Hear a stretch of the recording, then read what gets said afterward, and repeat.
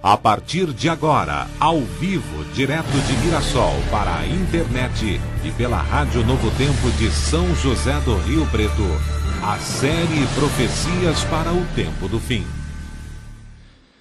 Nós saudamos a todos com a paz de Cristo. É uma alegria estarmos aqui para mais uma aula dentro do seminário Profecias para o Tempo do Fim.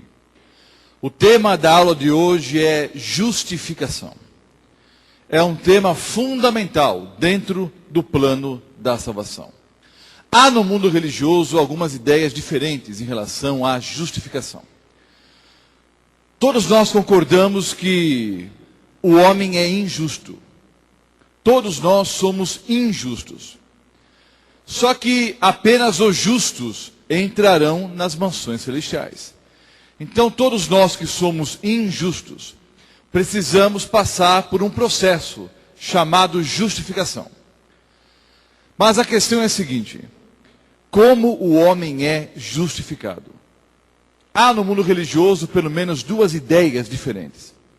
Há algumas pessoas que afirmam que o homem é justificado pelas obras.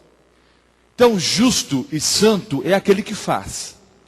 Aquele que devolve o dízimo, aquele que dá uma boa oferta para a igreja, aquele que dá uma boa esmola para um pobre, aquele que vai até a Aparecida a pé, aquele que acende 50 velas, aquele que faz 300 orações por dia. Então, justo e santo é aquele que faz. Há um grupo religioso que defende essa ideia. Justo e santo é aquele que faz. Agora vejam.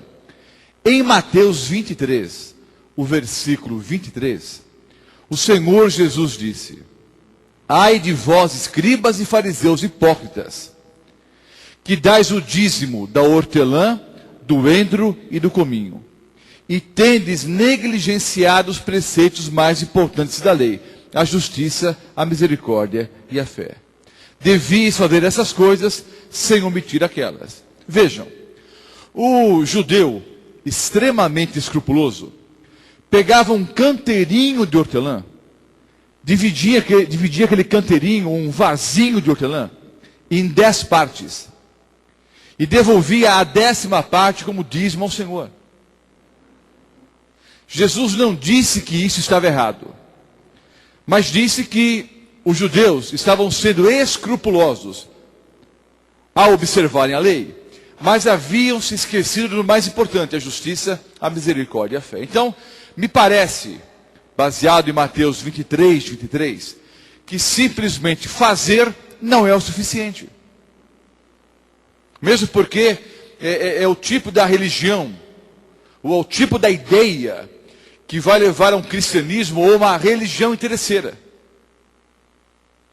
Eu vou fazer alguma coisa para que, em troca, Deus me abençoe. É mais ou menos toma lá da cá. Então, eu vou praticar alguns atos religiosos, eu vou fazer o bem, para que, em troca, Deus me abençoe. Isso é justificação pelas obras. E o Senhor Jesus disse que isso não era suficiente. Pessoas que não conhecem a Igreja Adventista do Sétimo Dia nos acusam de sermos legalistas, de pregarmos justificação somente pelas obras. E isso não é verdade. É verdade que existem adventistas do sétimo dia que são legalistas, como há em qualquer outra denominação. Por exemplo, se você vai a uma igreja dita evangélica, onde o pregador diz: quem tem fé de 5, quem tem fé de 10, quem tem fé de 50, R$5, R$10, R$50, né? Quem tem fé de R$100, ele está simplesmente apresentando justificação pelas obras. Além de estar extorquindo o povo e roubando o povo, está apresentando ainda uma outra falsa doutrina: justificação somente pelas obras. E numa aula futura, eu vou falar sobre a verdadeira fidelidade cristã e a falsa doutrina, que é a teologia da prosperidade. Mas há pessoas por aí, em várias denominações que na prática pregam e vivem justificação pelas obras. Há, no meio adventista, membros de nossa igreja que na prática vivem em legalismo. Mas a doutrina da igreja adventista do sétimo dia não prega justificação somente pelas obras. Há um outro grupo no mundo religioso que diz que o homem, ele é salvo somente pela fé. Somente pela crença. Então, justo e santo é aquele que crê. Aquele que crê em Deus, que crê em Jesus, esse está salvo. Agora, há um perigo nessa ideia também, queridos. Há o perigo de nós tentarmos só cultivar o homem interior, que é fundamental, como veremos agora. Mas, sabe, é o tipo de história mais ou menos assim. Olha, eu amo tanto Jesus. Jesus está lá no fundo do meu coração, mas está tão fundo que ninguém percebe. Porque não há nenhuma transformação externa. A pessoa continua na mesma vidinha que sempre viveu. Mas diz que abraçou a Jesus como Salvador e Senhor, que crê em Jesus, mas não há nenhuma mudança externa. Não há nenhuma atitude externa que comprove o seu relacionamento com Cristo Jesus. Vou ler 2 versículos bíblicos. Mateus 7, o versículo 21. Mateus 7, 21. Nem todo o que me diz, Senhor, Senhor, entrará no reino dos céus, mas aquele que faz a vontade de meu Pai que está nos céus. E Tiago 2,19 diz o seguinte: você crê em Deus? Então você faz bem. Faz bem crer em Deus. Porque os próprios demônios creem e tremem. Então vejam, Jesus disse, nem todo aquele que me diz Senhor, Senhor, entrará no reino dos céus, mas aquele que faz a vontade de meu Pai. Então, simplesmente crer não é suficiente. Mesmo porque os próprios demônios creem e tremem. Então vejam, me parece que simplesmente fazer não é o suficiente. Mateus 23, 23. Parece que só crer também não é o suficiente. Mateus 7, versículo 21. E Tiago 2, 19. Então, a essa altura, vocês que me ouvem pela Novo Tempo, me assistem, devem estar pensando o seguinte: bom, a essa altura está claro para nós que o homem então é justificado pela fé e pelas obras, pelas duas coisas. Aqueles que são adventistas já há algum tempo, hão de se recordar, há algumas décadas atrás, que havia uma figura usada em revistas, em livros, e às vezes exibida em slides, em séries de conferências, onde a igreja apresentava um homem assentado num bote. E esse homem tinha 2 remos nas mãos, um remo em cada mão. Num remo estava escrito fé, no outro obras. E simbolicamente ele ia então remando fé e obras, fé e obras, fé e obras, até chegar no porto seguro.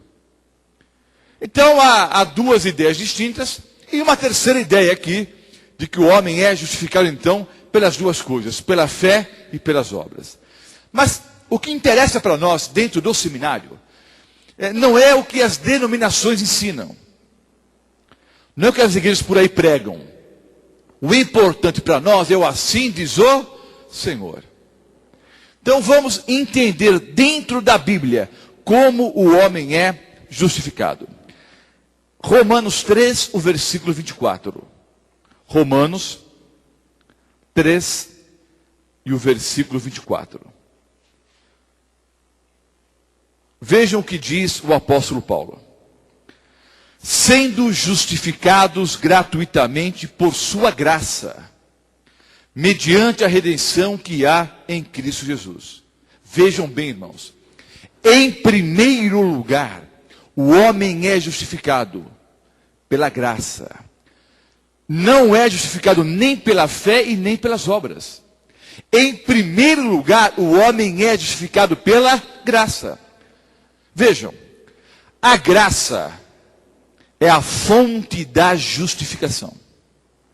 Através da sua graça, o Senhor Deus arquitetou, planejou, bolou o plano da redenção, o plano da salvação.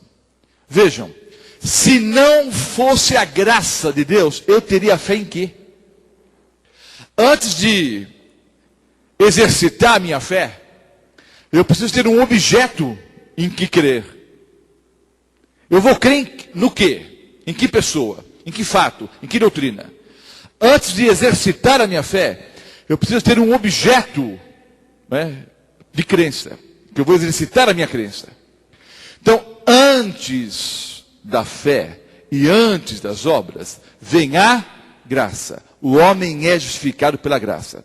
A palavra graça tem um significado teológico muito profundo. Há livros que tratam sobre a palavra graça. Eu tenho uma boa biblioteca teológica em casa. Poderia ser maior, mas eu tenho milhares de livros de teologia. E há livros que praticamente só tratam desse assunto, a palavra graça, que tem um significado teológico muito profundo. Basicamente, graça é algo que eu recebo de graça. A salvação é de graça, a vida eterna é de graça. Mas, no contexto aqui do nosso estudo, nós precisamos entender que a graça é a fonte da justificação. Deus, através da sua graça, arquitetou o plano da salvação. E aí ele coloca o plano em prática. Romanos 5, o versículo 9. Romanos 5, o versículo 9. Logo muito mais agora, sendo justificados pelo seu sangue, seremos por ele salvos da ira. Então, num segundo passo, o homem é justificado pelo sangue ou pelo sacrifício de Cristo. O que é o sangue ou o sacrifício de Cristo? É o método utilizado por Deus para nos justificar, para nos salvar, para nos dar a vida eterna. Então, através da sua graça, Deus envia seu único filho para morrer por nós na cruz do Calvário. Em primeiro lugar, o homem é justificado pela graça. E no segundo passo, o homem é justificado pelo sangue ou pelo sacrifício de Cristo. Quem deu o primeiro e o segundo passos? Foi Deus. Quer você queira, quer você não queira, o Senhor Deus enviou seu único filho para morrer por nós na cruz do Calvário. A partir do terceiro passo é que entra o componente humano. Se bem que Deus opera em nós tanto querer quanto o efetuar. Então, mesmo fé e obras vêm da parte de Deus. Mas, a partir do terceiro passo, é que entra o componente humano aqui dentro do livre-arbítrio.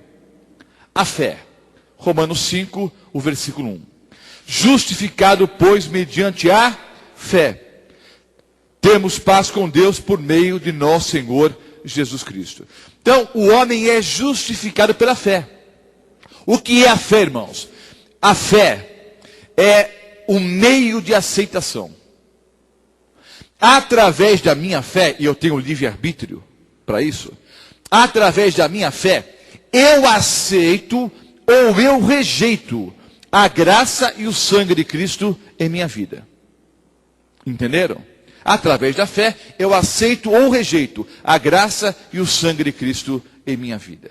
E, consequentemente, naturalmente, vem o quarto passo. Tiago 2, o versículo 24. Tiago 2 e o versículo 24. Verificais que uma pessoa é justificada por obras, e não somente pela fé. O quarto e último passo, queridos, o quarto passo, é a evidência pública de que através da minha fé, eu aceitei a graça e o sangue de Cristo em minha vida. As obras são o quarto passo. Através das obras, através da minha vida, do meu testemunho, eu vou mostrar que através da fé, eu aceitei a graça e o sangue de Cristo em minha vida. Então, recapitulando rapidamente. O homem é justificado pela graça, pelo sangue de Cristo, pela fé e pelas obras. São 4 passos no processo da justificação. E nesse caso, a ordem dos fatores altera o produto.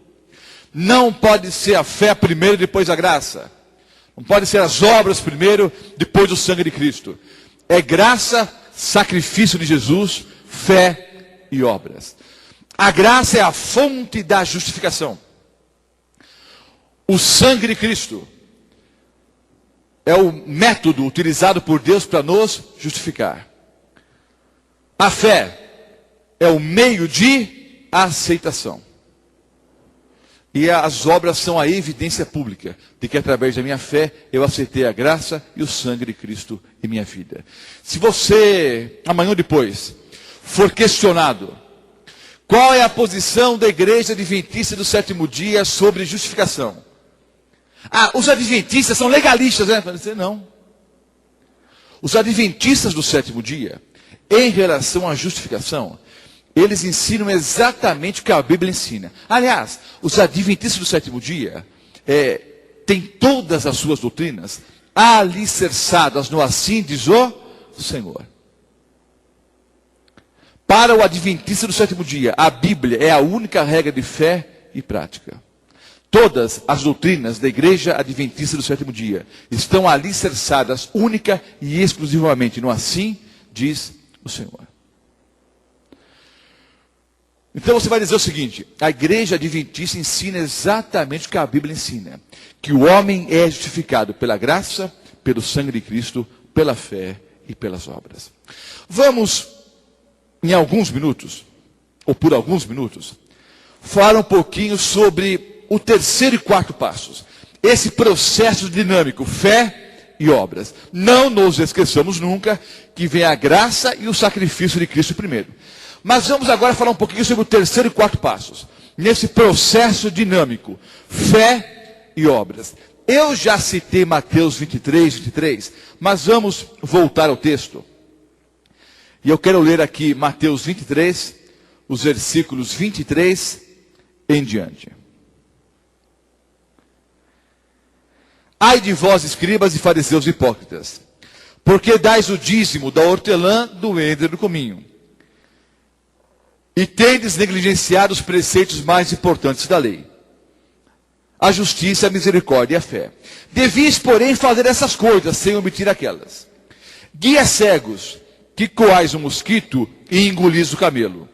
Ai de vós, escribas e fariseus hipócritas, porque limpais o exterior do copo e do prato, mas esses por dentro estão cheios de rapina e intemperança. Fariseu cego, limpa primeiro o interior do copo, para que também o exterior fique limpo. Ai de vós, escribas e fariseus hipócritas, porque sois semelhantes aos sepulcros caiados, que por fora se mostram belos, mas interiormente estão cheios de ossos de mortos e de toda imundícia. Assim também vós, exteriormente, pareceis justos aos homens, mas por dentro estáis cheios de hipocrisia e de iniquidade. Vamos procurar entender, aqui em Mateus 23, esse processo dinâmico, fé e obras. Mateus 23 em diante. O Senhor Jesus disse: limpa primeiro o interior do copo e do prato. Isso é justificação pela fé. Para que naturalmente o exterior esteja limpo. Vejam bem, eu posso parecer cristão e não ser? Sim ou não? Eu posso parecer uma coisa e ser outra? O Senhor Jesus disse: sepulcros caiados, que por fora parecem belos aos homens, mas por dentro estão cheios de ossos de morte e toda imundícia. Assim também vós pareceis, exteriormente pareceis justos aos homens, mas por dentro estáis cheios de pecado e iniquidade. Então vejam, eu posso parecer uma coisa e ser outra. Eu posso parecer cristão e não ser? Sim. Eu posso parecer uma coisa e ser outra? É claro que sim. Agora eu pergunto, eu posso ser e não parecer? Eu posso parecer e não ser. Como o Senhor Jesus costumava usar frases populares para que as pessoas entendessem a sua mensagem, talvez o Senhor Jesus dissesse hoje: por fora, bela viola, por dentro, pão bolorento, o santo do pau oco. Eu posso parecer uma coisa e ser outra. Agora eu pergunto, insisto na pergunta: é possível ser e não parecer? É impossível. Se eu sou cristão, eu me comporto como cristão, eu me alimento como cristão, eu dirijo no trânsito como cristão, eu trato a minha esposa como cristão, educo os meus filhos como cristão, eu trabalho como cristão, eu negocio como cristão, eu falo como cristão, eu me visto como cristão. Se eu sou cristão, eu pareço cristão. É impossível ser e não parecer. Por isso que o Senhor Jesus disse: limpa primeiro o interior do copo e do prato, para que naturalmente o exterior esteja limpo. É um processo dinâmico, fé e obras. Se você for à minha casa amanhã ou depois, você está com sede e diz: pastor, me dê um copo com água, um copo d'água. Tudo bem. Eu vou até uma cristaleira. Não há nenhuma cristaleira em casa, é apenas uma ilustração. Aí eu pego um cristal da Antuérpia, um copo de cristal da Antuérpia, uma bandeja de prata, e pego água mineral importada da França. Não tem nenhum copo de cristal em casa, a maioria dos copos eles são de requeijão. Estou até um pouco chateado agora, porque a maioria dos requeijões agora vem em copo de plástico, né? A gente está tendo prejuízo lá em casa por isso, né?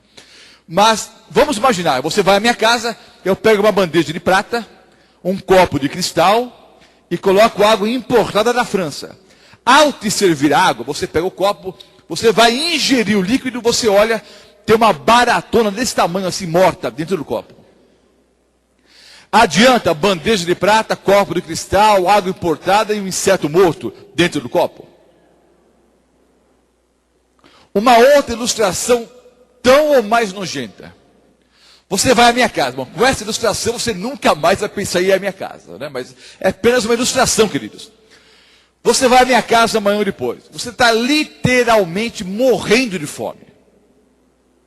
Está literalmente morrendo. Não é aquela expressão, estou morrendo de fome. Não, você está literalmente morrendo. Se não comer nos próximos minutos, você vai realmente morrer de fome. Pastor, eu estou desesperado, preciso comer alguma coisa agora. Tudo bem, eu vou te servir um bom alimento. Só que é o seguinte, nós vamos até a cozinha e a louça está em cima da pia ali há mais de 30 dias suja. Isso não acontece em casa, queridos. Por favor, é uma ilustração. Eu pego um prato imundo. Os vermes estão andando por cima do prato ali. Eu te dou aquele prato imundo e te digo, olha, eu vou te dar um bom alimento. Só que você vai ser obrigado a comer nesse prato aqui. Só que eu vou te dar uma oportunidade. Você vai poder lavar o prato por dentro ou por fora, você escolhe. Ah, pastor, não vou comer. Não, você é obrigado a comer. Se você não comer, você vai morrer. Então, se eu te dou um prato sujo e você é obrigado a comer, mas eu te dou a liberdade para você escolher lavar o prato por dentro ou por fora, o que você faria? Hein? Vai lavar por dentro, obviamente. Mas vejam, ao lavar um prato ou um copo por dentro, a água não vai transbordando e naturalmente limpando o exterior? Vocês conseguem entender o processo dinâmico ensinado por Jesus? Limpa primeiro o interior do copo e do prato. E naturalmente o exterior vai estar limpo. As obras, queridos, são uma consequência natural da minha comunhão com Cristo Jesus. O Senhor Jesus diz, eis que sou a porta aí, bato. E há algumas pessoas que pensam assim: olha, Jesus está à porta do meu coração batendo. E eu quero que ele entre. Só que antes dele entrar, eu vou fazer uma faxina no meu coração. Vou deixar a casa bem limpinha. E depois eu vou abrir a porta para Jesus entrar. Sabe quando isso vai acontecer? Nunca. Nunca. O Senhor Jesus é o nosso grande amigo, que entra em nossa casa, faz a faxina e prepara o banquete. Se você pensar em fazer a faxina no seu coração, para depois abrir a porta para Jesus entrar, isso nunca vai acontecer. É Jesus que entra em seu coração e faz o quê? Faz a faxina. Joga tudo que não presta fora. E aí, naturalmente, o seu exterior vai estar o quê? Limpo. Fé e obras. Pastor, no Antigo Testamento era diferente, não era? Porque no Antigo Testamento eram apenas as obras. Justificação pelas obras. Antiga aliança. Na nova aliança, agora Novo Testamento, é que é a justificação pela fé. Não, sempre foi a mesma coisa. Sempre foi graça, sacrifício, fé e obras. Mas pastor, como é que poderia ser assim no Antigo Testamento? Se no Antigo Testamento, obviamente, o Senhor Jesus não tinha morrido ainda. Bom, primeira coisa que eu quero que você entenda é o seguinte: a chamada nova aliança é a aliança mais antiga de todas. A chamada nova aliança é a aliança feita por Deus com Adão e Eva no jardim do Éden, quando ele prometeu o Messias. Então o Senhor Jesus vem em cumprimento, não é, da aliança que o Senhor Deus fez com Adão e Eva no jardim do Éden. Então a chamada nova aliança, na verdade, é a mais antiga de todas. Agora, no Antigo Testamento, queridos, era a graça do Pai, a graça de Deus, o sacrifício de Jesus, tipificado no ritual do santuário. Quando aquele animalzinho, aquele cordeirinho era morto, ele era um tipo, era um símbolo do Cordeiro de Deus que tira o pecado do mundo. Então era a mesma coisa, era a graça de Deus. O sacrifício ali do cordeirinho, que tipificava a morte de Jesus, fé e obras, exatamente a mesma coisa. E eu vou mostrar no Antigo Testamento esse processo dinâmico, fé e obras, começando em Êxodo, o capítulo 20. Em Êxodo 20, nós encontramos os 10 mandamentos. Em Êxodo 20, há esse processo dinâmico, fé e obras. Eu vou ler os versículos 1 e 2. Então falou Deus todas essas palavras: Eu sou o Senhor teu Deus, que te tirei da terra do Egito, da casa da servidão. E aí vem o primeiro mandamento, no versículo 3. Não terás outros deuses diante de mim. Aí no versículo 4, o segundo mandamento: não farás para ti imagem de escultura. E assim sucessivamente até o 10º mandamento. Será que você consegue enxergar aqui fé e obras? O processo dinâmico? Vejam como não há legalismo, queridos. Mesmo em Êxodo capítulo 20, onde nos é apresentado, não é, os 10 mandamentos. O Senhor Deus diz: Eu sou o Senhor teu Deus, que te tirei da terra do Egito, da casa da servidão. Por isso, primeiro mandamento: não terás outros deuses diante de mim. Antes do Senhor Deus mandar o povo guardar os 10 mandamentos, ele diz: eu sou o Senhor teu Deus. Justificação pela fé. Antes de guardar os mandamentos, Deus tem que ser o meu Senhor. Eu sou o Senhor teu Deus. E porque Deus é o meu Senhor, naturalmente eu vou guardar os 10 mandamentos, fé e obras. Não há nenhum legalismo aqui. Aliás, queridos, mesmo em Êxodo 20, não tenho tempo de entrar nos mínimos detalhes. Os versículos 18 em diante, não é, mostra aqui Moisés como intercessor ou mediador. E nos versículos 22 em diante, leis acerca dos altares. Vejam só. Fé e obras. O Senhor Deus diz: eu sou o Senhor teu Deus. Então, antes de guardar os mandamentos, eu aceito a Deus pela fé. Aí vem os mandamentos, que eu vou observar pela minha comunhão com o Senhor Deus. E eu não deveria pecar, deveria guardar os mandamentos. Pecado é transgressão da lei. Agora, se eu pecar, já em Êxodo 20, o Senhor Deus estabeleceu o quê? A solução. O altar. Dá um belo sermão. Anote aí, depois faça um sermão na íntegra. Logo após o Senhor Deus escrever com o próprio dedo em 2 tábuas de pedra os 10 mandamentos, ele fala a respeito do altar. Aqui estão os mandamentos. Vivam de acordo com a lei. Vocês me aceitam como Deus pela fé. Naturalmente vocês vão guardar os mandamentos. Mas se algum de vocês tropeçar e cair na guarda dos mandamentos, tem o altar para pedir o quê? Perdão. Não há nenhum legalismo, queridos, no Antigo Testamento. Deuteronômio 27, os versículos 9 e 10. Deuteronômio 27, os versículos 9 e 10. Falou mais o Senhor juntamente com os sacerdotes levitas a todo Israel, dizendo: guarda silêncio e ouve, ó Israel, hoje vieste a ser povo do Senhor teu Deus. Justificação pela fé. Hoje viestes a ser povo do Senhor teu Deus. Portanto, por isso, consequentemente, portanto, obedecerás à voz do Senhor teu Deus, e lhe cumprirás os mandamentos e os estatutos que hoje te ordeno. Antes de guardar os mandamentos e estatutos, nós temos que ser povo de Deus, fé e obras. Provérbios 23, 26. Muitos sabem de cor e salteado. Provérbios 23, 26. Dá-me, filho meu, o teu coração, e os teus olhos se agradem dos meus caminhos. Dá-me, filho meu, o teu coração. Justificação pela fé. Primeiro entrega o coração a Deus. E aí acontece o que? Consequentemente, diz o Senhor Deus: e os teus olhos se agradem nos meus caminhos. Algumas traduções dizem mandamentos, preceitos, leis, são palavras sinônimas. Dá-me, filho meu, o teu coração, e naturalmente você vai ficar feliz em fazer a minha vontade. Fé e obras. Está claro até aqui, irmãos?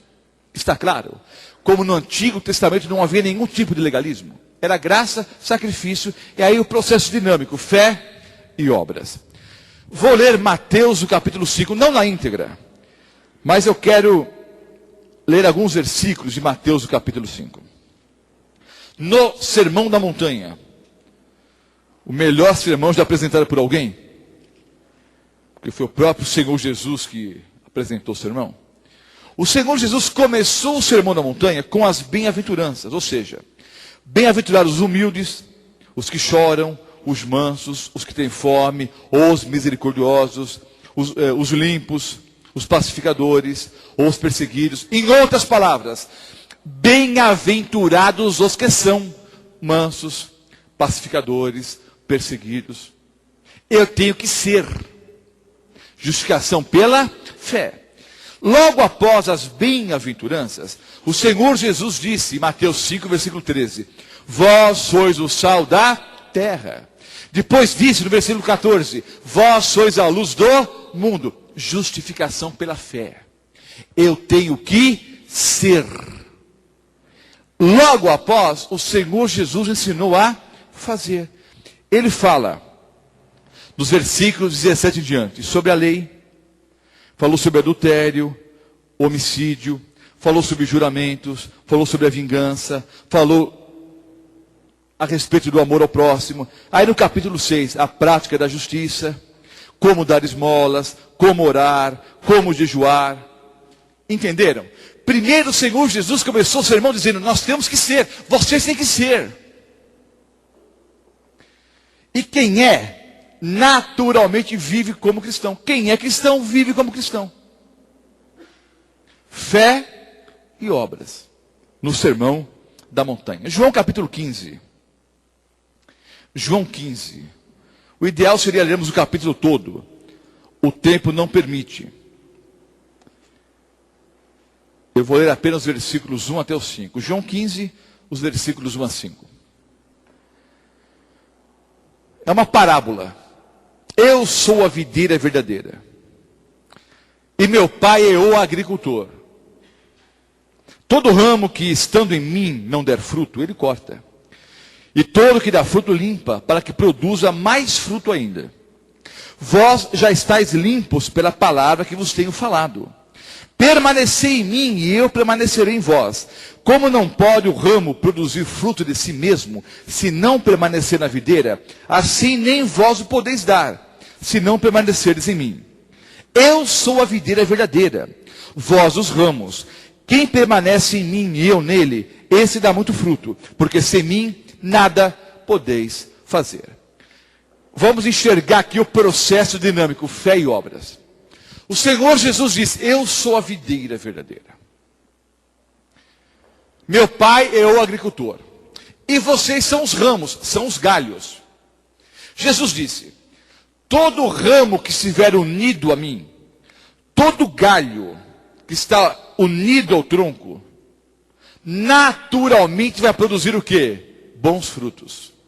Porque sem mim nada podereis fazer. Então vejam o processo dinâmico, fé e obras. O que é justificação pela fé?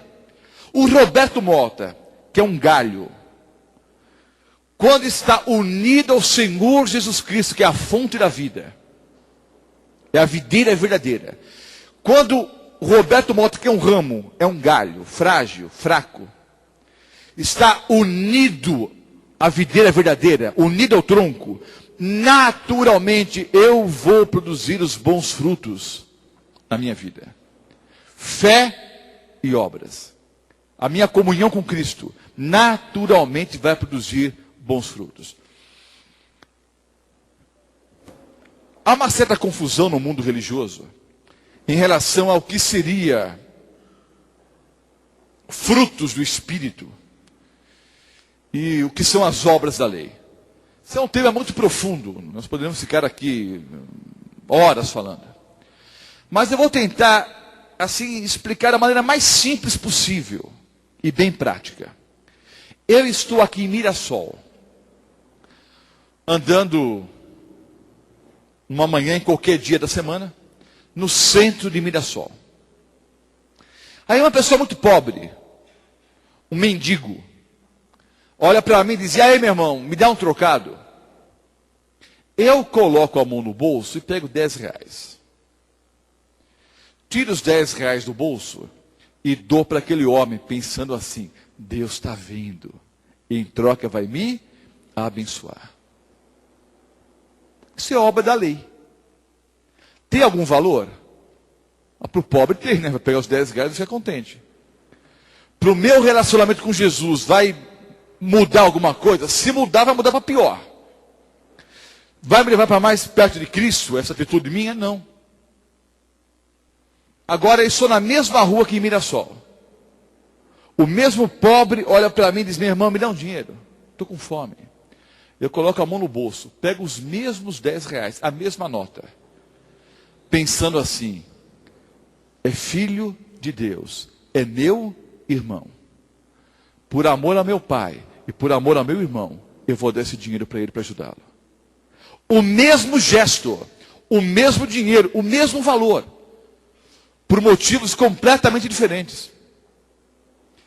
Isso com certeza é fruto do Espírito Santo trabalhando na minha mente, no meu coração. Eu posso procurar guardar toda a lei, queridos, para encontrar na lei a justificação. Isso nada mais é do que obras da lei. Não vai me levar para perto de Cristo, não vai me salvar. Agora, eu amo a Jesus. Ele é meu Pai querido. Porque eu amo tanto Jesus, eu vou perguntar, Senhor, o que o Senhor quer que eu faça? O próprio Senhor Jesus disse, não é? Por que vocês me chamam Senhor, Senhor, e não fazem o que eu mando? Então, o verdadeiro cristão diz, Senhor, o que queres que eu faça? Então, por amor, você vai viver de acordo com a vontade de Deus. É como num relacionamento marido e mulher. O homem que realmente ama a esposa, ele vai fazer o possível para agradá-la. Não porque é obrigado, mas porque ele a ama. Assim é o trato de pais que realmente amam os filhos. Eu procuro dar o melhor para os meus filhos, não apenas porque eu sou obrigado a fazê-lo, mas porque eu os amo. Então, um relacionamento, não é, de amor, naturalmente produz gestos de carinho, de respeito. Se eu amo meu Pai Celestial, naturalmente eu vou fazer a sua vontade. Agora vejam só. Martim Lutero disse o seguinte: não é viver como filho que me torna filho. Eu vivo como filho porque eu sou filho. Entenderam? Não é viver como filho que me torna filho. Eu não vou procurar fazer a vontade de Deus para que em troca Deus veja que eu sou um menino bonzinho e me adote como filho. Não. Eu já sou filho de Deus. Por isso eu vou viver de acordo com a sua vontade. Não é viver como filho que me torna filho. Eu vivo como tal. Eu vivo como filho, porque eu sou filho. Entenderam? Quero lançar uma outra questão agora. Eu posso afirmar que estou salvo hoje? Ou eu fui salvo no passado? Ou eu serei salvo no futuro? Eu estou salvo hoje? Eu fui salvo ou eu serei salvo? 2 Timóteo 1, os versículos 8 e 9. 2 Timóteo 1.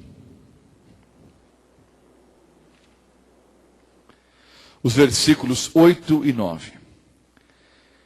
Não te envergonhes, portanto, do testemunho de nosso Senhor, nem do seu encarcerado, que sou eu, o apóstolo Paulo falando. Pelo contrário, participa comigo dos sofrimentos a favor do Evangelho, segundo o poder de Deus, que nos salvou. O apóstolo Paulo diz que nós já fomos salvos no passado.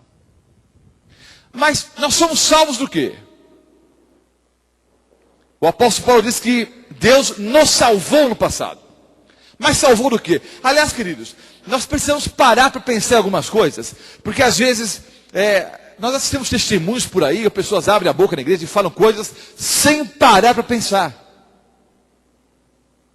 Tem umas frases interessantes, por exemplo, quando a pessoa diz assim, não é? Um testemunho. Não, porque olha, eu era mulherengo mesmo, eu pulava carnaval, eu saía por aí, eu enchia a cara, não sei o que, tal, tal. Mas o dia que eu encontrei Jesus, minha vida mudou. O dia que você encontrou Jesus, irmão, Jesus se perdeu aonde? Não foi Jesus, foi você que encontrou Jesus. Jesus é que foi atrás de você. Você é ovelha perdida. É Jesus que te procura e te acha. Aliás, ele já te achou. Está à porta do seu coração batendo. Mas ele não força a entrada. Você que vai decidir, não é? Se ele vai entrar ou não. Mas não foi você que foi atrás de quando eu encontrei a Cristo, minha vida mudou. Não, foi Jesus que te encontrou. Foi Jesus que foi atrás de você. Outro ponto importante. Não, olha, Jesus me salvou, mas me salvou do quê? O apóstolo Paulo diz que nós fomos salvos no passado. Salvos do quê? Da condenação do pecado, irmãos. O salário do pecado é a morte, mas o dom gratuito de Deus é a vida eterna. Então, nós já fomos salvos no passado, salvos da condenação. É claro que ainda há a condenação para aqueles que não aceitaram Jesus como Salvador e Senhor. Mas o homem estava condenado à morte eterna, não havia solução. Mas aí o Senhor Jesus morre em nosso lugar e nos dá a oportunidade de, em o aceitando como Salvador e Senhor, receber a vida eterna. Então Jesus me salvou no passado da condenação do pecado. E isso em teologia chama-se justificação. Eu fui salvo no passado da condenação do pecado. 1 Coríntios 1,18. Primeira carta aos Coríntios 1,18. Primeira carta aos Coríntios 1, o versículo 18. Certamente a palavra da cruz é loucura para os que se perdem, mas para nós que somos salvos, queridos, no presente. Nós fomos salvos no passado, da condenação do pecado, mas nós somos salvos hoje do poder do pecado. Eu posso viver no mundo de pecado e pecadores, mas viver em santificação. Porque o Senhor Deus me dá o poder para o quê? Me livrar do poder do pecado. Eu posso viver no mundo de pecado e pecadores, mas pelo poder de Cristo, viver em santificação. O que é santificação? Hoje eu devo estar melhor do que estava ontem. Amanhã eu devo ser o melhor cristão do que fui hoje. É um crescimento na vida espiritual. Romanos 5, versículo 9. Romanos 5, 9. Já li o texto, vou ler de novo. Logo, muito mais agora, sendo justificados pelo seu sangue, seremos por ele salvos. O texto diz da ira. Seremos salvos. Seremos salvos no futuro. Seremos salvos do quê, queridos? Da presença do pecado. E isso em teologia chama-se glorificação. Há um momento, estudamos na última aula, que o Senhor Jesus volta a esse planeta e coloca um ponto final na história do mal, na história do pecado. Satanás, os anjos maus e todos os ímpios, eles são condenados no juízo executivo. Foi o tema da nossa última aula. Então vejam, há 3 tempos na salvação. Eu fui salvo da condenação do pecado, e isso é justificação. Eu sou salvo hoje do poder do pecado, isso é santificação. E eu serei salvo no futuro da presença do pecado, e isso é glorificação. Quando esse corpo mortal se revestir da imortalidade e o corruptível da incorruptibilidade. Entenderam? Eu fui salvo, eu sou salvo e eu serei salvo. Filipenses 2, o versículo 13. Filipenses 2, 13. Eu citei o texto, quero ler aqui agora. Porque Deus é quem efetua em vós tanto querer como o realizar, segundo a sua boa vontade. Deus que faz com que nós tenhamos o desejo de aceitá-lo como Senhor, e é Deus que opera em nós o desejo de vivermos de acordo com a tua vontade. Ele opera em nós tanto querer quanto o efetuar. Fé e obras. Mas vejam, eu aceito a Jesus como meu Salvador e Senhor. Eu sou justificado. O Senhor Jesus morreu na cruz do Calvário. Me justificou. Eu aceito o sacrifício. Sou justificado. E coloco os pés no caminho da santificação. O que é santificação, queridos? Santificação é andar no caminho. Até um dia encontrar com Jesus nas nuvens dos céus, quando eu vou receber a glorificação. Então vejam, justificação é colocar os pés no caminho.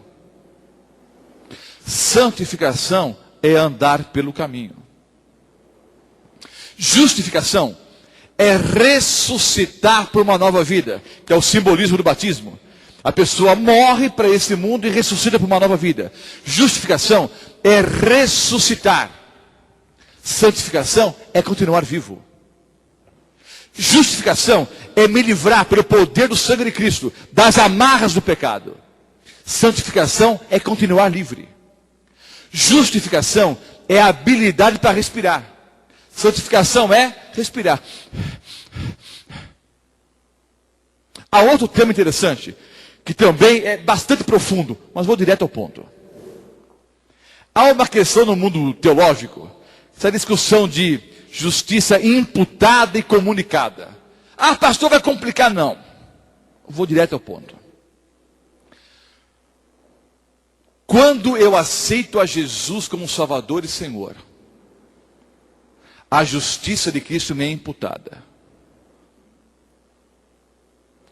O sangue de Cristo derramado em meu favor na cruz do Calvário me livra dos pecados. Eu entro no caminho da santificação. No caminho da santificação, João, discípulo do amor, diz: filhinhos, eu vos escrevo para que não pequeis. Mas se alguém pecar, nós temos um advogado junto ao Pai. Então, eu estou no caminho da santificação. Eu tropecei e caí, eu pequei. Ao pecar, eu preciso voltar para o começo do caminho? Não. Eu só volto para o começo do caminho se eu renunciar à salvação em Cristo Jesus. Se eu rejeitar a salvação em Cristo, aí eu estou fora do caminho. Mas no caminho da santificação, se eu tropeçar e cair, eu digo, Senhor Deus, eu pequei, eu sou miserável, reconheço o meu pecado, reconheço minha situação pecaminosa. Por favor, me perdoe. A justiça de Cristo me é comunicada. Já me foi imputada quando eu aceitei como Salvador e Senhor. Agora eu tropecei e caí. A justiça me é novamente comunicada. E eu me levanto. Se amanhã depois tropeçar e cair, eu peço perdão sinceramente. A justiça me é comunicada. Até um dia que eu verei o Senhor Jesus voltando em poder e grande glória. E aí então, eu serei glorificado. Entenderam? Alguns adventistas do sétimo dia confundem santificação com glorificação. Há pessoas que pensam que nós podemos viver uma vida totalmente perfeita, totalmente sem pecado aqui nesse mundo. Não entendem que a perfeição só virá na glorificação. Esse grupo que pensa erroneamente que nós podemos viver totalmente sem pecado aqui nesse mundo, esse grupo é chamado de perfeccionista. Os perfeccionistas pregam, e há alguns adventistas do sétimo dia que pregam isso. Não é a igreja que ensina. No meio adventista, há pessoas que pregam perfeccionismo. Por isso que eu digo, você não pode ir atrás de pastor, de irmão, de igreja nenhuma. Fique só com a Bíblia.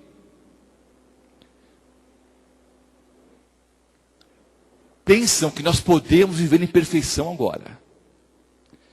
Eu entendo pela palavra de Deus que eu só serei perfeito na glorificação.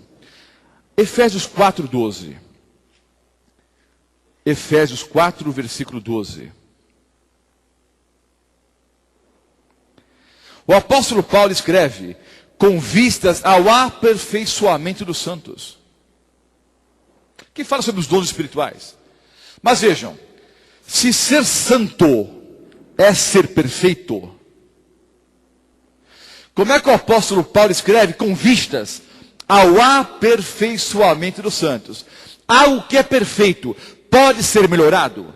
Algo que é perfeito pode ser aperfeiçoado? Não. Isso quer dizer que os santos podem ser aperfeiçoados, logo não são perfeitos. Porque a palavra santo, todos vocês sabem, significa separado. Eu não amo mais o mundo, nem as coisas que no mundo há. Mas eu não sou perfeito, eu sou falho de pecador. Mas eu sou separado. Esse lugar aqui é um lugar santo, não é porque é um lugar perfeito.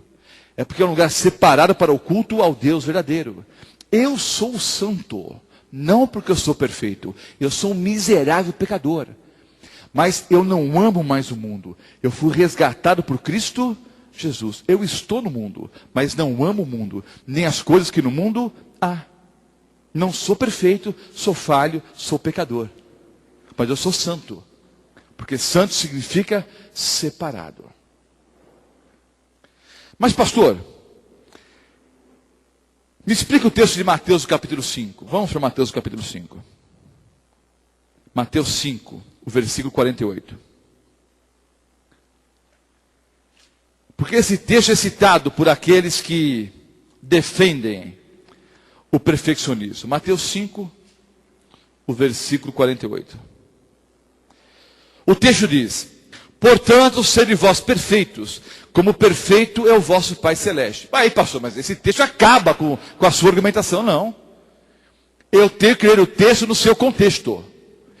Eu posso ser perfeito como Deus é perfeito? Vamos ler o contexto. Os versículos 43 em diante. Ouvistes que foi dito: amarás o teu próximo e odiarás o teu inimigo.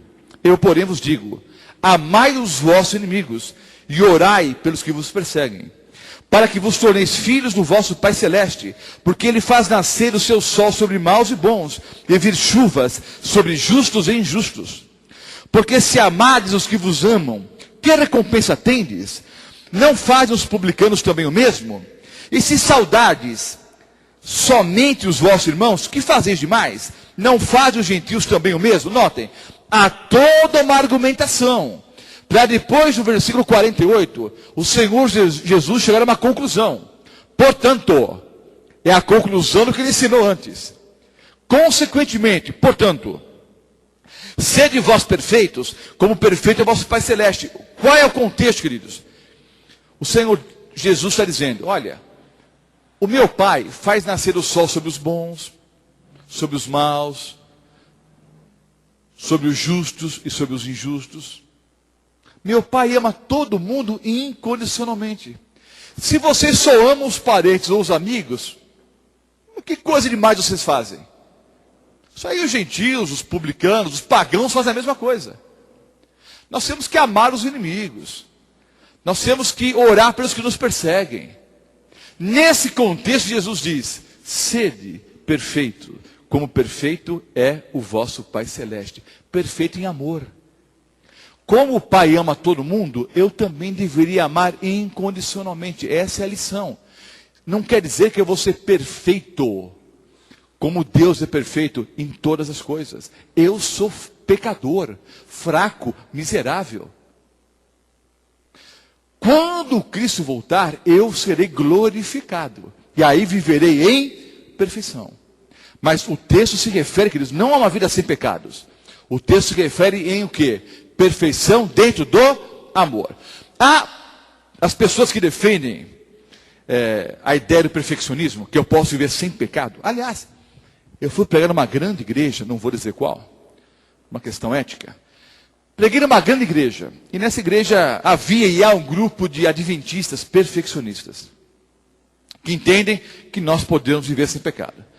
Aí na semana de oração, em determinada noite, um deles me disse, olha, pastor, o senhor não quer a minha casa para um lanchinho, para um bate-papo? Eu, vamos, aceitei o convite. Quando eu cheguei lá, tinha um grupo de 30 ou 40 me esperando.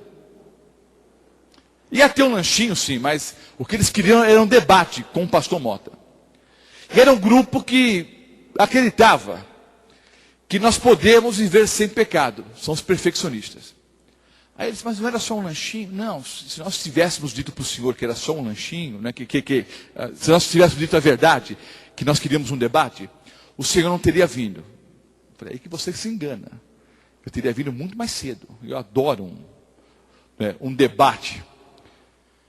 Se bem que muitas vezes não leva a nada, né? Mas eu gosto de uma briga, né, dentro do auxílio do Senhor. Mas qual é a questão? Não, nós cremos que podemos viver sem pecados. Eu não creio. Então vamos debater. Tá, vamos, ora. Aí a pessoa me diz, pastor Mota, o senhor fala inglês, hebraico e grego fluentemente? Eu falei, por quê? Não, porque se o senhor não falar inglês, hebraico e grego, nós não podemos nem começar a conversar, me disse a pessoa. Eu disse, ó meu irmão, eu mal e mal falo português. E eles com dezenas de livros ali. E eu com uma Bíblia velha embaixo do braço. Falei, eu vou tentar me virar do jeito que eu posso aqui, ó, com o meu português ruim mesmo, com a minha Bíblia velha aqui. Então tá bom, mas vamos dar uma chance para o senhor. Cada um vai falar 1 hora. O camarada era bem arrogante.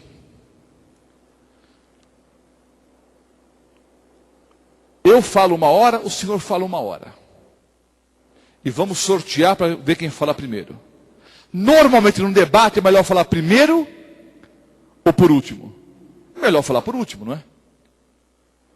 Então, não precisa sortear não, eu falo primeiro. Não, vamos sortear. Para ser justo, não precisa se preocupar não. Eu falo primeiro. Tá, mas olha, não vai ter réplica, não vai ter tréplica, o senhor vai falar 1 hora, depois fica quietinho. Aí eu falo 1 hora. Eu falei, tudo bem. Não quer sorteio? Eu não quero sorteio. Eu falo primeiro. Então tá. Vamos cronometrar então 1 hora. Eu falei, não.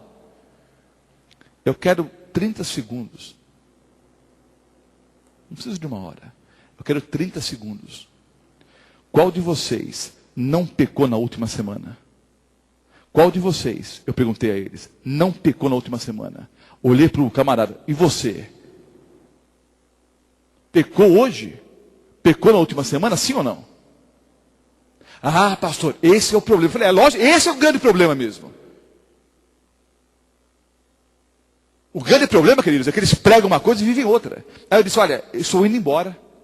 Acabou o debate aqui, porque eu não posso debater com quem não vive o que prega. Se vocês dizem que podem viver sem pecado e vivem em pecado, quem são vocês para me ensinar alguma coisa? O dia que vocês não tiverem nenhum pecado, vocês me telefonem e eu volto para debater com vocês. Queridos, se eu puder viver sem pecado aqui nesse mundo, no dia do juízo eu dispenso o advogado, que é Jesus. Se eu puder chegar no céu pelos meus próprios esforços, pelos meus próprios méritos, e hoje não ter pecado nenhum, no dia do juízo eu dispenso o advogado. Senhor Jesus, fica tranquilo, vai cuidar daquele outro caso que o meu está garantido. Isso é blasfêmia, isso é heresia. Mas alguns perfeccionistas pegam uma frase de uma autora, meio fora do contexto, uma autora chamada Ellen White, e alguns versículos bíblicos, e entendem que quando o Espírito Santo for retirado da terra, vai ser cada um por si. Você que me ouve deve ter ouvido essa história já em alguma igreja por aí. Não, o Espírito Santo vai ser retirado da terra. Nos últimos tempos. Então vai ser cada um por si. Não vamos ter mais intercessor. Então, nós vamos ter uma vida o quê? Perfeita. Queridos, o Espírito Santo vai ser retirado da terra. Vai ser retirado dos ímpios, não dos salvos. Jesus diz, eis que eu estou convosco todos os dias, até a consumação dos séculos. Não há um momento na história do planeta que o verdadeiro cristão está por conta própria. Não existe um momento que o cristão está sozinho. O Espírito Santo é retirado dos ímpios e não dos salvos. Eu vou ser perfeito quando Cristo voltar em poder e grande glória. O apóstolo Paulo, quando ele começou o seu ministério, ele escrevia as epístolas e colocava a saudação. Eu, apóstolo Paulo, conservo. O que é conservo? É igual, nós somos conservos, nós estamos no mesmo patamar. Os anos se passaram, o apóstolo Paulo continuou com as suas epístolas, com as suas cartas, e começou a assinar assim, eu, apóstolo Paulo, o menor dos apóstolos. Olha, primeiro ele dizia que era o quê? Igual, conservo. Anos depois ele disse o quê? Eu, apóstolo Paulo, o menor dos apóstolos. Aí ao final da vida, ele assina as epístolas assim, eu, apóstolo Paulo, o maior dos pecadores. Começa dizendo que era igual, que era conservo. Depois ele diz que é o menor dos apóstolos e termina a vida dizendo eu, o maior dos pecadores. Pode parecer, para uma pessoa que não conhece a palavra de Deus, que o apóstolo Paulo estava se afastando dos caminhos do Senhor. Mas é justamente o contrário. Quanto mais perto de Jesus você está, mais pecador você se sente. Pode parecer uma incoerência, mas é assim que funciona. Quando a pessoa acha que está santinha, sem pecado nenhum, essa é a maior prova que ela não conhece Jesus, que não tem relacionamento com Cristo. Quanto mais próximo eu estou da pessoa do meu Senhor e Salvador Jesus Cristo, quanto mais eu conheço a sua pureza, a sua santidade, a sua beleza, mais fraco e pecador eu me sinto. Quando a pessoa se acha muito pura, santa e sem pecado, essa é a maior prova de que ela não tem comunhão com Cristo Jesus. Queridos, santificação é uma obra diária, durando por quanto tempo durar a vida. E há muitas pessoas por aí que acham que estão santas, que estão perfeitas, porque fazem da emoção o critério para a sua avaliação. Olha, muita felicidade ou ausência de alegria não é evidência de que a pessoa está em comunhão com Jesus, em comunhão com Cristo. A evidência, queridos, da minha comunhão com Cristo Jesus, a evidência é que por amor eu aceitei como Salvador e Senhor. E os frutos, naturalmente, vão brotar na minha vida. Eu espero que essa palestra de hoje tenha esclarecido algumas coisas para vocês. Que vocês tenham entendido como nós somos justificados. Os 3 tempos da salvação. Que vocês entendam que nós somos justificados, santificados hoje e seremos glorificados quando o Senhor Jesus voltar em poder e grande glória. Eu vou encerrar dizendo o seguinte. Eu pregava numa igreja, lá no Itaim Paulista, onde eu fui pastor. Enquanto eu pregava, uma noite muito fria, mês de junho ou julho, enquanto eu pregava, entrou um homem ali no salão.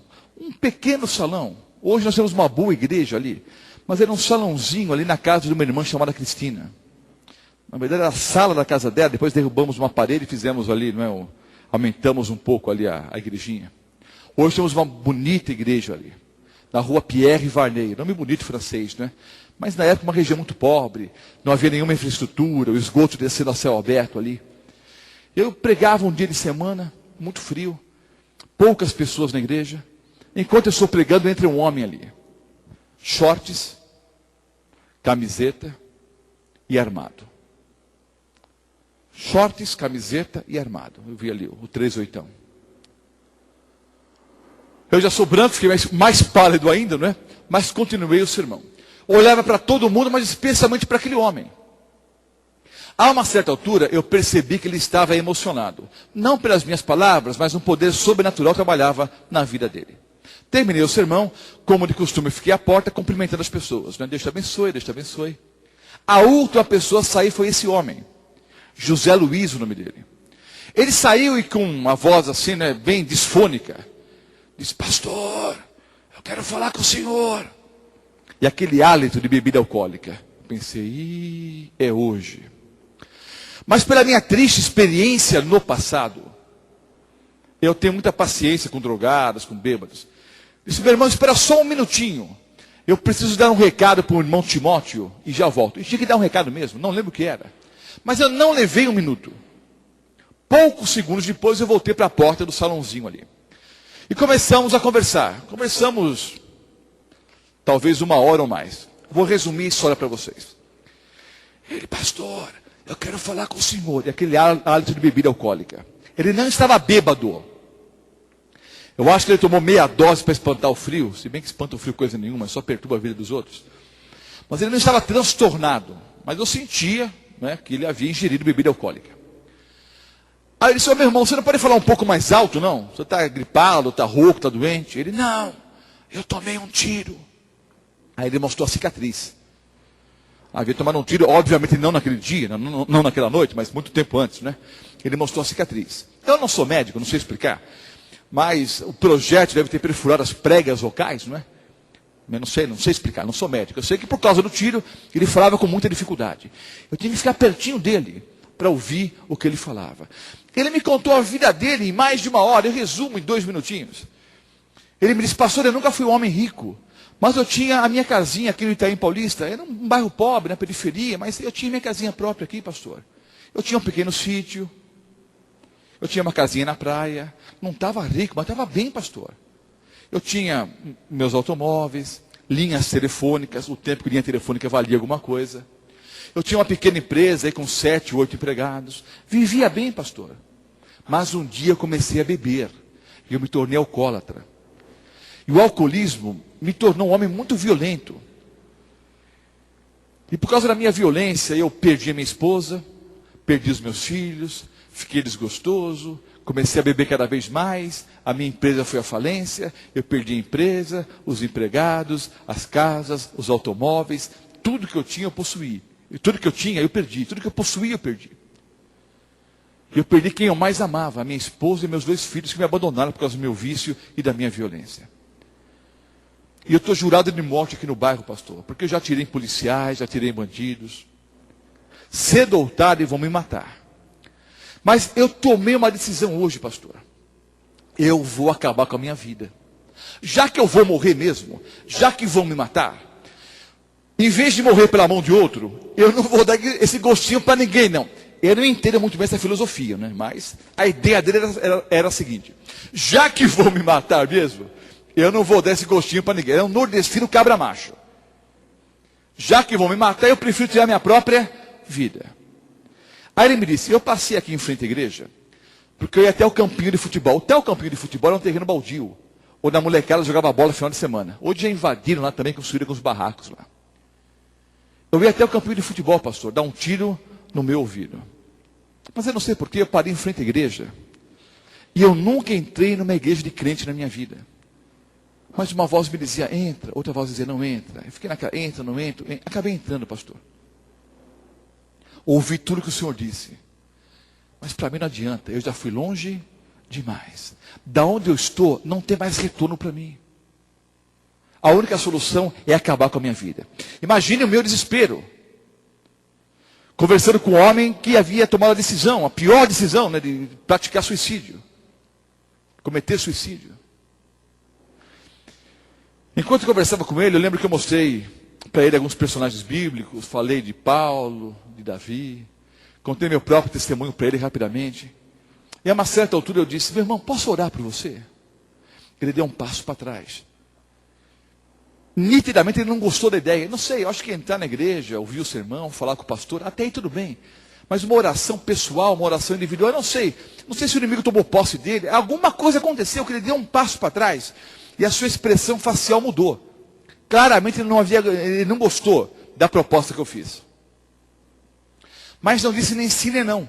Como eu tenho o braço comprido, eu estiquei o braço, segurei no ombro dele.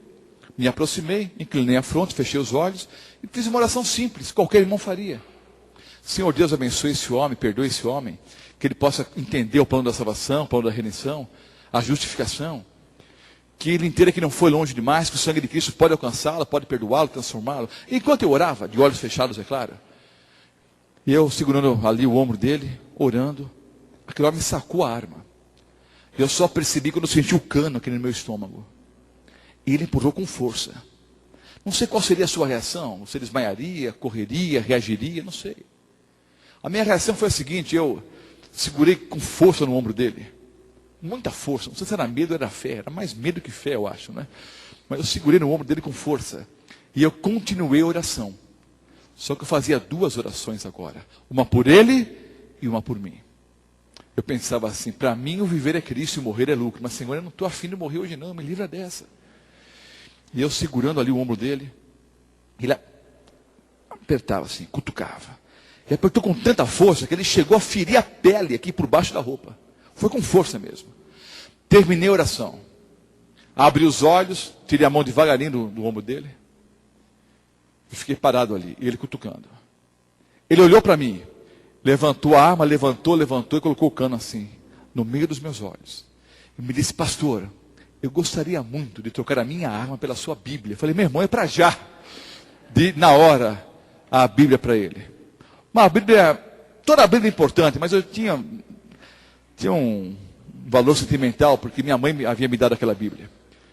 Não pensei em nada disso na hora. Dei a Bíblia, peguei a arma, chamei irmão Timóteo. Irmão Timóteo, pega essa arma. O que é isso, pastor? Meu irmão, pega essa arma, não pergunta nada. Enterra no meio do mato, some com essa arma daqui. Com um pouco mais de calma, orei mais uma vez por aquele homem. Nos despedimos. Meses depois, eu dirigia uma vigília na igreja central do Itaim Paulista. Um pouco após esse fato, um pouco depois desse fato, eu fui eleito evangelista, que é a função que eu exerço hoje na igreja há mais de 20 anos. Há mais de 20 anos eu sou um evangelista, eu sou um pregador itinerante. Tenho pregado aí em dezenas de lugares, dentro e fora do Brasil. Deus me deu esse privilégio. Então eu saí do distrito pastoral. Eu fui trabalhar como evangelista. Meses depois, eu volto para Itaim Paulista, para uma vigília. O pastor Ronaldo Arco pregou e cantou nessa vigília. O pastor Mauro Cardoso pregou nessa vigília. Eu era um dos pregadores. Lá pelas 3 da manhã, quando chegou a minha vez, eu assumi o púlpito, abri a Bíblia. Quando eu ia começar o sermão, uma igreja relativamente grande, né, uns 400 ou 500 membros ali presentes, eu olhei e vi o Zé Luiz de terno e gravata no meio da igreja. Eu olhei assim, será que é ele mesmo? É. Ô Zé Luiz, meu irmão, é você? Sou eu, pastor. Vem aqui, por favor. Ele foi, com a mesma voz disfônica de sempre, não é? Comecei a conversar com ele. Tudo bem? Tudo bom, pastor? Aí, em meio à conversa, ele me disse, pastor, eu abandonei as armas, abandonei o vício, estou recebendo estudos bíblicos e na primavera vou ser batizado. o senhor pode realizar a cerimônia? Eu disse, lógico que sim. Vai ser um privilégio. Aí ele me disse, pastor, ore pela minha esposa e pelos meus 2 filhos. Depois de 2 anos, ele me disse, tive um reencontro com a minha esposa. Veja uma história. Ele falou, eu descia a ladeira Porto Geral, não sei quantos conhecem São Paulo. A ladeira Porto Geral dá acesso ali à Praça Fernando Costa, Parque Dom Pedro, ali, né, na região da 25 de março. Ali é um formigueiro humano. Se você marcar encontro com alguém, você não acha. Ele me disse, pastor, eu há 2 anos não vi a minha esposa. Eu descia a ladeira Porto Geral, minha esposa subia. Tivemos um reencontro. Conversei com ela. E ela aparentemente percebeu minha transformação. E está pensando em voltar para casa. Ore, pastor, para que minha esposa e meus 2 filhos voltem para casa. Mas muito mais do que isso, que eles também aceitem a Jesus como Salvador e Senhor. Eu batizei aquele homem, a esposa e os 2 filhos. Todos são fiéis cristãos hoje.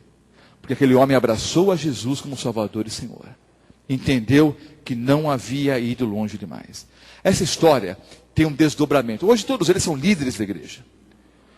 A história tem um desdobramento, que é o seguinte. Eu fui pregar no presídio Romão Gomes, que é um presídio militar na zona norte de São Paulo. Durante vários anos, eu preguei todos os sábados à tarde no Carandiru. E batizei mais de 70 presos ali. E em algumas noites eu pregava, sábados à noite, eu pregava no presídio do Romão Gomes. Um amigo nosso dirigia a programação ali. Irmão Ricardo Abruzio. Não foi ele que iniciou o programa ali. Outros irmãos já dirigiam a programação no presídio militar. Mas ele assumiu e fez um trabalho extraordinário ali. Quando eu fui pregar pela primeira vez nesse presídio militar, os PMs ali presos, eu me lembro que preguei sobre o cego de Jericó. E ao terminar o sermão, eu contei esse testemunho que eu já contei centenas de vezes. Porque não é sempre que te aponta uma arma e você batiza o homem, a mulher e os filhos. Contei centenas de vezes, vou contar outras centenas de vezes até a volta de Jesus. Contei o mesmo testemunho. E um PM que lá estava, visivelmente emocionado, quando eu disse, olha, eu fui pastor no Itaim Paulista. Ah, pastor Mota, eu fazia ronda no Itaim Paulista. Olha, lá no Jardim Mabel, eu morei no Jardim Mabel. Tudo que eu falava, ele confirmava. Para mim era bom, dava mais autoridade para o testemunho. A hora que eu termino a história, e eu não conto testemunho para emocionar ninguém, não é pecado chorar. Eu sou chorão. Mas eu descobri ao longo do meu ministério, depois de mais de 20 anos pregando por aí, que a emoção passa rapidamente. Eu preciso tomar uma decisão inteligente, racional, ao lado de Cristo. Mas a emoção faz parte da vida do cristão. Jesus chorou, eu sou um chorão. Mas eu não conto para emocionar. Eu conto para mostrar na prática que funciona. Porque se funcionou com os outros, pode funcionar com você e comigo também.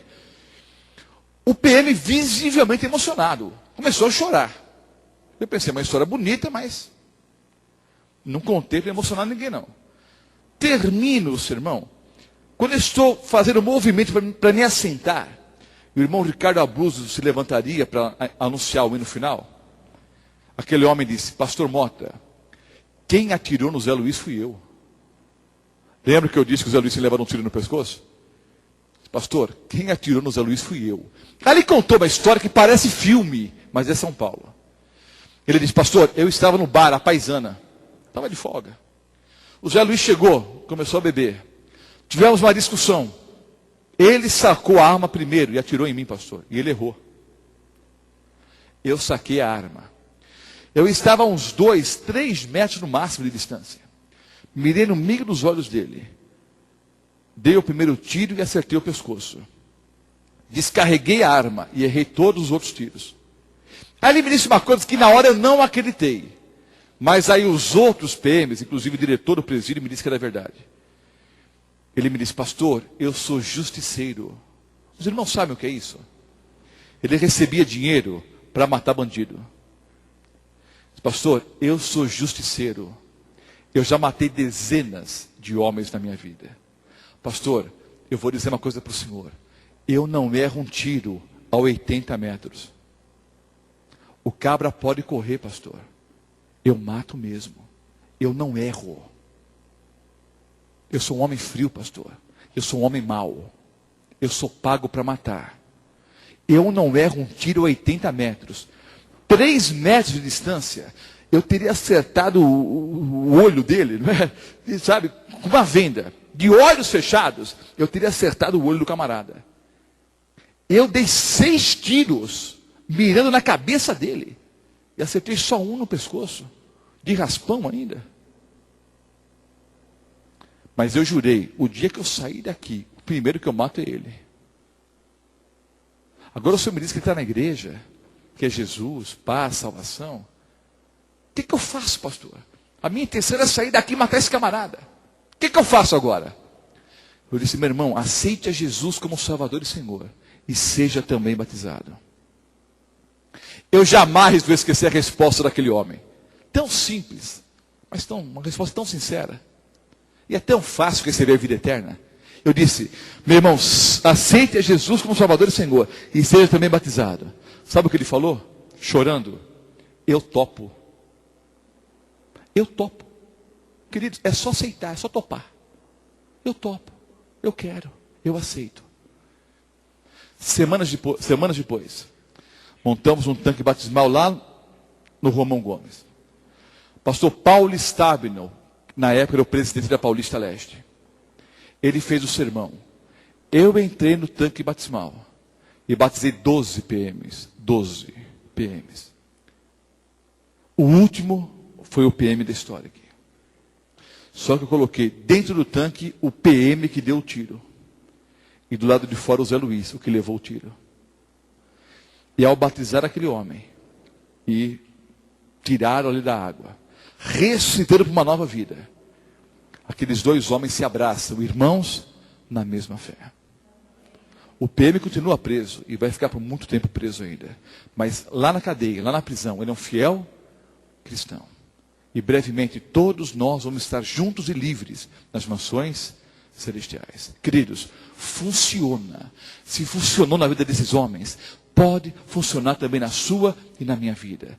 Eu falo para muitas pessoas agora, que me ouvem pela Rádio Novo Tempo.